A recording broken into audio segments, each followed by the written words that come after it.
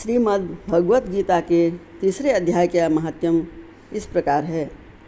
श्री भगवान कहते हैं, प्रिय, जनस्थान में एक जड़ नामक ब्राह्मण था जो कौशिक वंश में उत्पन्न हुआ था। उसने अपना जातीय धर्म छोड़कर बनिए की वृत्ति में मन लगाया। उसे पराई स्त्रियों के साथ व्यभिचार करने का व्यसन पड़ गया था। वह सदा जुआ खेलता, शराब पीता और शिकार खेलकर जीवों की हिंसा किया करता था। इसी प्रकार उसका समय बीतता था। धन नष्ट हो जाने पर वे व्यापार के लिए बहुत दूर उत्तर दिशा में चला गया। वहाँ से धन कमाकर घर की ओर लौटा। बहुत दूर तक का रास्ता उसने तय कर लिया था। एक दिन सूर्यास्त हो जाने पर जब 10 दिशाओं में अंधकार फैल गया, तब एक वृक्ष के नीचे उसे लुटेरों ने धर दबाया और शीघ्र ही उसके प्राण ले लिए। उसके धर्म का लोप हो गया था, इसलिए वह बड़ा भयानक प्रेत हुआ। उसका पुत्र बड़ा धर्मात्मा और वेदों का विद्वान था। उसने अब तक पिता के लौट आने की राह देखी। जब वे नहीं आए तब उसका पता लगाने के लिए वे स्वयं भी घर छोड़कर चल दिया। वह प्रतिदिन खोज करता, मगर राहगीरों से पूछने पर भी उसे उनका कुछ समाचार नहीं मिलता था। तदनंतर एक दिन एक मनुष्य से उसकी भेंट हुई जो उसके पिता का सहायक था। उससे सारा हाल जानकर उसने पिता की मृत्यु पर बहुत शोक किया। वह बड़ा बुद्धिमान था। बहुत कुछ सोच विचार कर पिता का पारलौकिक कर्म करने की इच्छा से आवश्यक सामग्री साथ ले उसने काशी जाने का विचार किया। मार्ग में 7-8 मुकाम डालकर वह 9वें दिन उसी वृक्ष के नीचे पहुंचा जहां इसके पिता मारे गए थे। उस स्थान पर उसने संध्या उपासना की और गीता के तीसरे अध्याय का पाठ किया। इसी समय आकाश में बड़ी भयानक आवाज़ हुई। उसने अपने पिता को भयंकर आकार में देखा। फिर तुरंत ही अपने सामने आकाश में उसे एक सुंदर विमान दिखाई दिया जो महान तेज से व्याप्त था। उसमें अनेकों क्षुद्र घंटिकाएँ लगी थी। उसके तेज से समस्त दिशाएं आलोकित हो रही थी। यह दृश्य देखकर उसके चित्त की व्यग्रता दूर हो गई।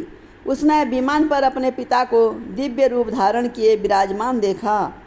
उनके शरीर पर पीताम्बर शोभा पा रहा था और मुनिजन उनकी स्तुति कर रहे थे। उन्हें देखते ही पुत्र ने प्रणाम किया। तब पिता ने भी उसे आशीर्वाद दिया। तत्पश्चात उसने पिता से ये सारा वृतांत पूछा। उसके उत्तर में पिता ने सब बातें बताकर इस प्रकार कहना आरंभ किया, बेटा, देववश मेरे निकट गीता के तृतीय अध्याय का पाठ करके तुमने इस शरीर के द्वारा किए हुए दुस्तज्य कर्म बंधन से मुझे छुड़ा दिया। अतः अब घर लौट जाओ, क्योंकि जिसके लिए तुम काशी जा रहे थे वह प्रयोजन इस समय तृतीय अध्याय के पाठ से ही सिद्ध हो गया है।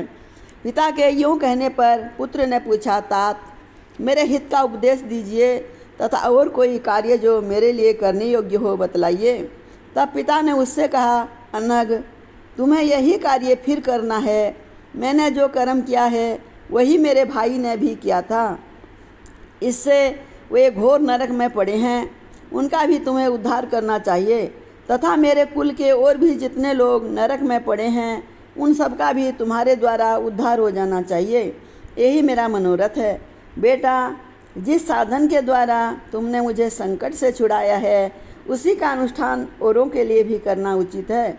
उसका अनुष्ठान करके उससे होने वाला पुण्य उस नरक के जीवों को संकल्प करके दे दो। इससे वे समस्त पूर्वज मेरी ही तरह यातना से मुक्त हो स्वल्प काल में ही श्री विष्णु के परम पद को प्राप्त हो जाएंगे। पिता का यह संदेश सुनकर पुत्र ने कहा, तात, यदि ऐसी बात है और आपकी भी यही रुचि है तो मैं समस्त नारकी जीवों का नरक से उद्धार कर दूंगा। ये सुनकर उसके पिता बोले, बेटा, एवं वस्तु तुम्हारा कल्याण हो। मेरा अत्यंत प्रिय कार्य संपन्न हो गया। इस प्रकार पुत्र को आश्वासन देकर उसके पिता भगवान विष्णु के परम धाम को चले गए। तत्पश्चात वे भी लौटकर जन स्थान में आया और परम सुंदर भगवान श्री कृष्ण के मंदिर में उनके समक्ष बैठकर पिता के आदेश अनुसार गीता के तीसरे अध्याय का पाठ करने लगा। उनसे नारकी जीवों का उद्धार करने की इच्छा से गीता पाठ जनित सारा पुण्य संकल्प करके दे दिया। इसी बीच में भगवान विष्णु के दूत यातना भोग वाले नारकी जीवों को छुड़ाने के लिए यमराज के पास गए। यमराज ने नाना प्रकार के सत्कारों से उनका पूजन किया और कुशल पूछी। वे बोले, धर्मराज, हम लोगों के लिए सब और आनंद ही आनंद है। इस प्रकार सत्कार करके पितृलोक के सम्राट परम बुद्धिमान यम ने विष्णु दूतों से यमलोक में आने का कारण पूछा। तब विष्णु दूतों ने कहा, यमराज, शेष शैया पर शयन करने वाले भगवान विष्णु ने हम लोगों को आपके पास कुछ संदेश देने के लिए भेजा है। भगवान हम लोगों के मुख से आपकी कुशल पूछते हैं और ये आज्ञा देते हैं कि आप नरक में पड़े हुए समस्त प्राणियों को छोड़ दें।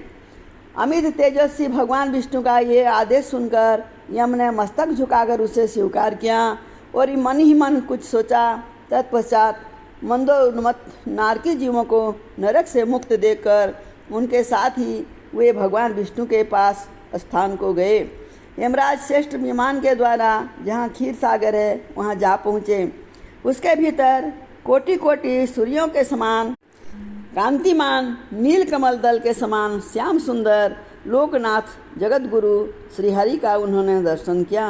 भगवान का तेज उनकी सैया बने हुए शेषनाग के फणों की मणियों के प्रकाश से दुगुना हो रहा था। वे आनंद युक्त दिखाई दे रहे थे। उनका हृदय प्रसन्नता से परिपूर्ण था। भगवती लक्ष्मी अपनी सरल चितवन से प्रेम पूर्वक उन्हें बार बार निहार रही थी। चारों ओर योगीजन भगवान की सेवा में खड़े थे। उन योगियों की आंखों के तारे ध्यानस्थ होने के कारण निश्चल प्रतीत होते थे। देवराज इंद्र अपने विरोधियों को परास्त करने के उद्देश्य से भगवान की स्तुति कर रहे थे। ब्रह्मा जी के मुख से निकले हुए वेदांत वाक्य मूर्तिमान होकर भगवान के गुणों का गान कर रहे थे। भगवान पूर्णतः संतुष्ट होने के साथ ही समस्त योनियों की ओर से उदासीन प्रतीत होते थे। जीवों में से जिन्होंने योग साधना के द्वारा अधिक पुण्य संचय किया था, उन सबको एक ही साथ हुए कृपा दृष्टि से निहार रहे थे। भगवान अपने स्वरूपभूत अखिल चराचर जगत को आनंदपूर्ण दृष्टि से आमोदित कर रहे थे। शेषनाग की प्रभा से उद्भासित एवं सर्वस्त्र व्यापक दिव्य विग्रह धारण किए नीलकमल के सदस्य श्याम वर्ण वाले श्रीहरि ऐसे जान पड़ते थे मानो चांदनी से घिरा हुआ आकाश सुशोभित हो रहा हो। इस प्रकार भगवान की झांकी करके यमराज अपनी विशाल बुद्धि के द्वारा उनकी स्तुति करने लगे। यमराज बोले, संपूर्ण जगत का निर्माण करने वाले परमेश्वर, आपका अंतकरण अत्यंत निर्मल है। आपके मुख से ही वेदों का प्रादुर्भाव हुआ है। आप ही विश्व स्वरूप और इसके विधायक ब्रह्मा हैं। आपको नमस्कार है। अपने बल और वेग के कारण जो अत्यंत दुर्घर्ष से प्रतीत होते हैं, ऐसे दानवेंद्रों का अभिमान चूर्ण करने वाले भगवान विष्णु को नमस्कार है। पालन के समय सत्वमय शरीर धारण करने वाले विश्व के आधारभूत सर्वव्यापी श्रीहरि को नमस्कार है। समस्त देहधारियों की पातक राशि को दूर करने वाले परमात्मा को प्रणाम है। जिनके ललाटवर्ती नेत्र के तनिक सा खुलने पर भी आग की लपटें निकलने लगती हैं, उन रुद्र रूपधारी आप परमेश्वर को नमस्कार है। आप संपूर्ण विश्व के गुरु, आत्मा और महेश्वर है। अतः समस्त वैष्णव जनों को संकट से मुक्त करके उन पर अनुग्रह करते हैं। आप माया के विस्तार को प्राप्त हुए अखिल विश्व में व्याप्त होकर भी कभी माया अथवा उससे उत्पन्न होने वाले गुणों से मोहित नहीं होते। माया तथा माया जनित गुणों के बीच में स्थित होने पर भी आप पर उनमें से किसी का प्रभाव नहीं पड़ता। आपकी महिमा का अंत नहीं है, क्योंकि आप असीम हैं। फिर आप वाणी के विषय कैसे हो सकते हैं? अतः मेरा मौन रहना ही उचित है। इस प्रकार स्तुति करके यमराज ने हाथ जोड़कर कहा, जगत गुरु, आपके आदेश से इन जीवों को गुण रहित होने पर भी मैंने छोड़ दिया है। अब मेरे योग्य और जो कार्य है उसे बतलाइए। उनके यूं कहने पर भगवान मधुसूदन मेघ के समान गंभीर वाणी द्वारा मानो अमृत रस से सींचते हुए बोले, धर्मराज, तुम सबके प्रति समान भाव रखते हुए लोगों का पाप से उद्धार कर रहे हो। तुम पर देहधारियों का भार रखकर मैं निश्चिंत हूँ। अतः तुम अपना काम करो और अपने लोक को लौट जाओ। यूँ कहकर भगवान अंतर्ध्यान हो गए। यमराज भी अपनी पुरी को लौट आए। तब वे ब्राह्मण अपनी जाति के और समस्त नारकी जीवों का नरक से उद्धार करके स्वयं भी श्रेष्ठ विमान द्वारा श्री विष्णु धाम को चला गया। जय श्री हरि।